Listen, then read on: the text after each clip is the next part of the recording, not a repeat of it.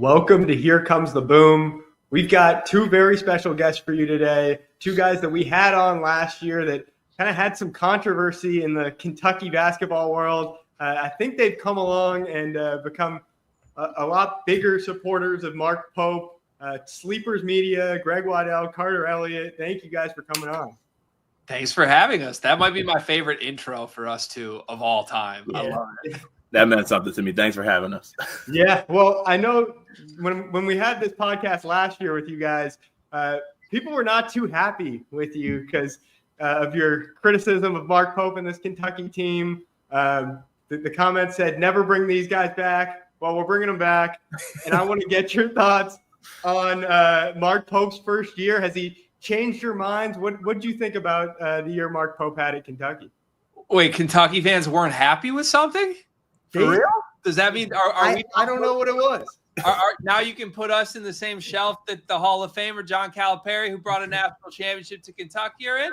This is not how we're supposed to start the show. I just want the history books to show I can live with that. No, Mark Pope exceeded every possible expectation that I had for him. I know I don't think – we were obviously low on him, but I don't think our sentiments last year were all that different than like the consensus national media's perception of the hire. And I don't mean to say that in defense of the tape. It was unquestionably, objectively 110% wrong. And I've had to eat crow on that all year, which is why we're probably back on this show, because I think the Kentucky audience realized that we're willing to own it when we're wrong. The thing that sticks out most is two things for me. Number one, genuinely, there's not a better person for this job than Mark Pope. And I laughed at that assertion when he was hired. Like, I just didn't think that matters. It's about winning games. But I now see, after seeing the way he has handled basically every press conference, every opportunity to like stay after games and interact with fans, he just gets it. He truly gets what it means to be a Kentucky Wildcat. And I feel like the way he's been received by the fan base is just at a whole different level than I thought was even possible for any candidate. And it helps that my second thing, he won like every big game you guys played last year. Like, it was really hard to point any fingers at anything he was doing wrong when you started like 6-1, I think, against top 20 teams in the sport. So I think it'll be interesting to see as this tracks where it goes, because he's got another extremely deep, extremely skilled roster. Getting Ortega back was huge. But, I think year one was so good vibes heavy that a Sweet 16 felt like a huge accomplishment. But this is Kentucky, and we know there's bigger dreams than that. And I'm curious if this will be the team that can get them even further into March.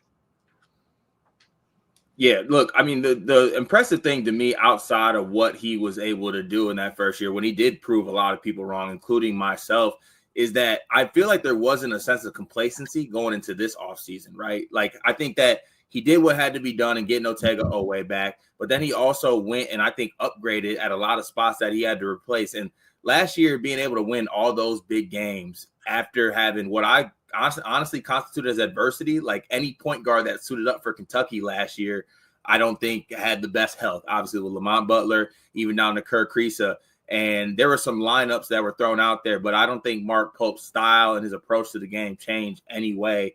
And he was able to win a lot of big games and win that tournament game that I feel like a lot of Kentucky fans were fed up at this point of losing in the first round, given what happened in the previous year. But I think what he has done, it's, I've been jokingly saying it, this kind of has been the summer of Mark Pope. Like, you know what I'm saying? They call it a hot boy summer. It's been a Mark Pope summer for me. I think that he's had an incredible offseason. He gets Jaden Quaintance in the fold. He gets, some pretty high-level recruits in Jasper Johnson and Malachi Moreno, gets his star back, his All-American back, and Ortega Oweh. And then he goes out and gets one of the better point guards in the portal. And, you're going to see how that turns out with Jalan Lowe in the fold. I just think Mark Pope's doing all the right things for Kentucky right now. And it's, shaping up to be a season with, I think, a lot of high expectations. And I think that's kind of how it should be. That is what I look at.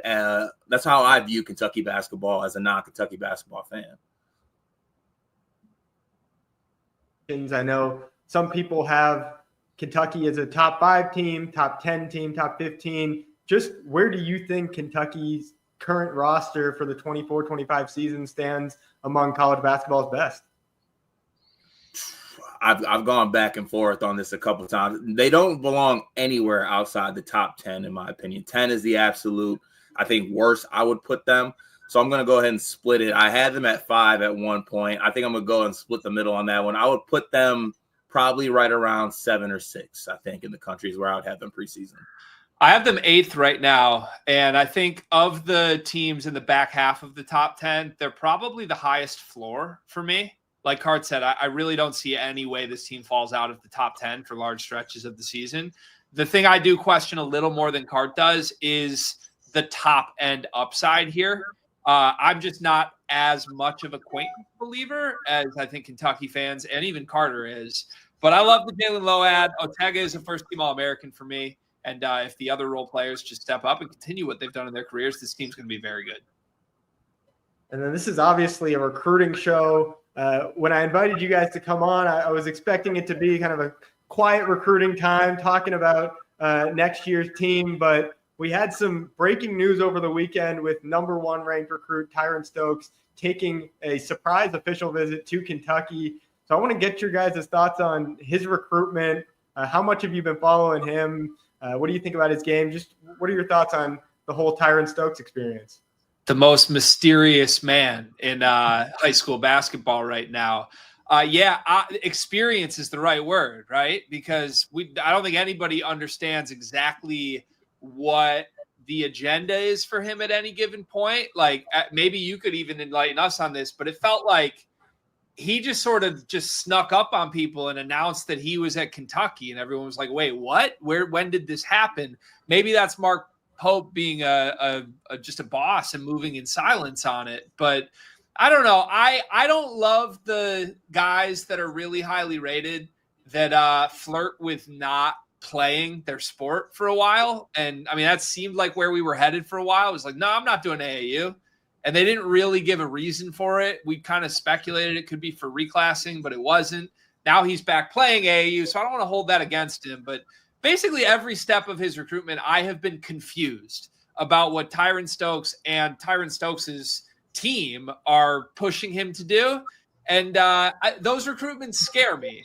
But I think he's good enough that you have to see it out. And right now it feels like Kentucky and Louisville going head-to-head for it. Yeah, and also newsflash, I'm still pretty confused on the whole Tyran Stokes experience. But honestly, I'm just embracing it instead of trying to understand it. But look, I think that obviously him as a prospect and a player, there's not a lot of players in high school basketball that are 6'7" and also like built and have the strength of linebackers. And I've actually been very impressed with how far his body has come this summer. I think he's trimmed a little bit of that baby fat that he had. And I think he's, ready to play at the college level right now. And Greg brought up a good point. This is interesting to me because I like Mark Pope working in on the sneaky channels here while, Pat Kelsey and that other school are trying to get him. I think it's big just given his ties to the state, him being there, and it possibly coming down to with also a couple other recruits in this class with the battle between Louisville and Kentucky, the Pat Kelsey and Mark Pope recruiting battle that will seemingly take place for years and years to come, and see who gets to be come out on top in that one. Yeah, going off of that, just what are some of the recruiting battles you're watching for Kentucky? Are there any guys in this 2026 class that you really are higher on than most?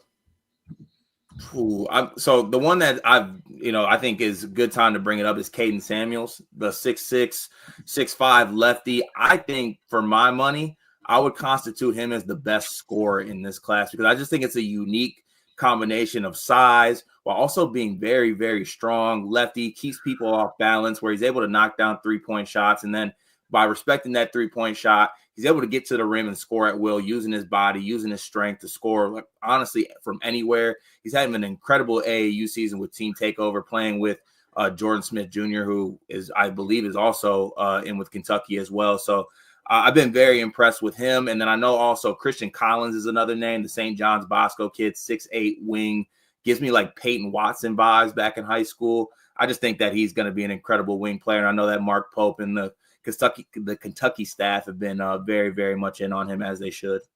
It must be so fun to cover Kentucky and or be a Kentucky fan because, like, you're just like, what recruits are you watching? And we just rattle off like 7 of the best in the country.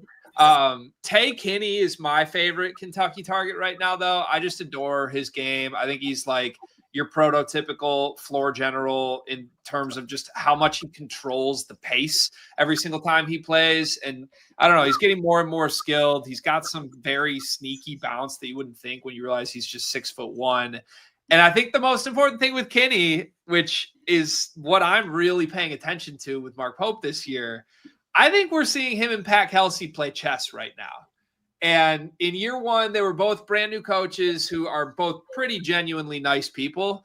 And I think they had an admiration for each other. And that was an interesting element for this rivalry.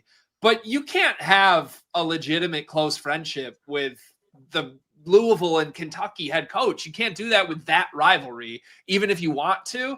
And I think this started with the whole the scheduling, like picking out the date for this game. And, you know, drop some hints that, hey, this is insisted on being early before JQ might be back. And now we're doing the Tyran Stokes dance where, you know, Louisville had a visit and now Kentucky sneaks one. Meanwhile, the opposite happened with Tay Kinney, where he seemed like Kentucky had the lead and the Jasper Johnson relationship was going to help. And I don't know, now he's an Adidas athlete and Pat Kelsey's going all in. So I'm fascinated to see where this goes. My guess is this is going to be like a 50-50 split in terms of recruitments won or lost between Louisville and Kentucky the next few years. But if it were up to me, Tay Kinney would be my number one priority. And if you got him in the fold with maybe a year 2 of Jasper Johnson, I think that backcourt would be insane. Well, I can hear my dog barking in the background, so I'm going to make this quick. I want to throw out a few more names just because I know a lot of people are coming on this show for their weekly Kentucky recruiting update. Arafan Diane, 4-star center. Kentucky recently reached out to him. He's looking to take a visit in the fall. Then you've got King Gibson, number 1 point guard in 2027, who's recently heard from Kentucky. And then CJ Rosser, the number 1 overall player in 2027. One of the first players to get an offer from Kentucky. He just talked to KSR Plus, so we have a story over on there. Go check that out. I want to thank you guys for coming on. I hope I think we're going to get a lot better reception from the Kentucky fans this time around. This was a great show. Thank you. Appreciate it. Just ignore that Carter has said 17 times this week that he is a Cardinal this year. But don't worry, I'll go to bat for Kentucky. That's crazy. I love both. All right, it is what it is. They're both going to be good this year. All right, that is what it is. All right.